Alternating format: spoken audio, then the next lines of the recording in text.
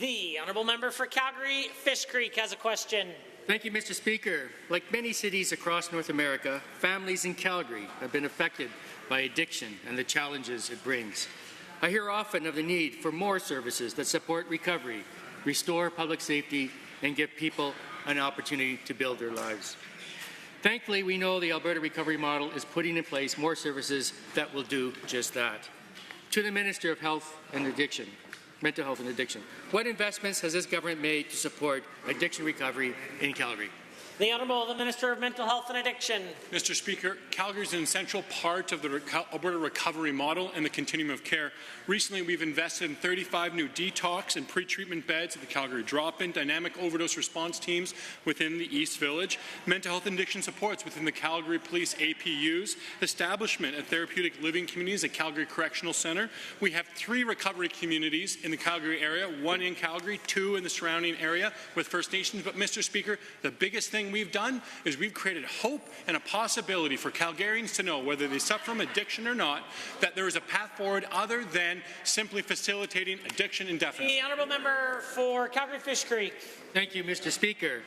Given that Alberta's government has a long list of investments into Calgary to make recovery possible for people in need, and given that this has positively led to a 55% drop in the number of lives lost in Calgary to opioid addiction.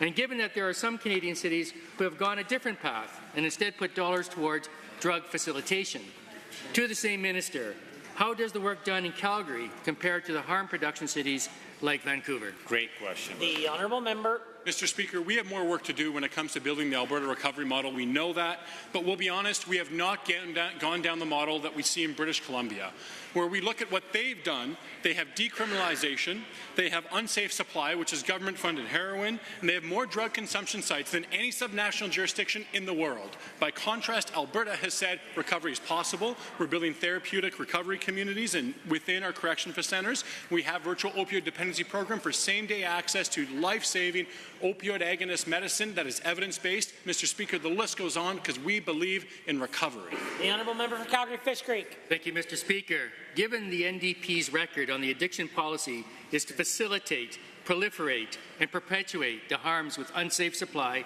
and plans to build drug consumption sites on every street corner, and given that the NDP critic, the MLA for Calgary, Curry, shamelessly spends her evenings handing out crack pipes in downtown Calgary instead of standing up for recovery.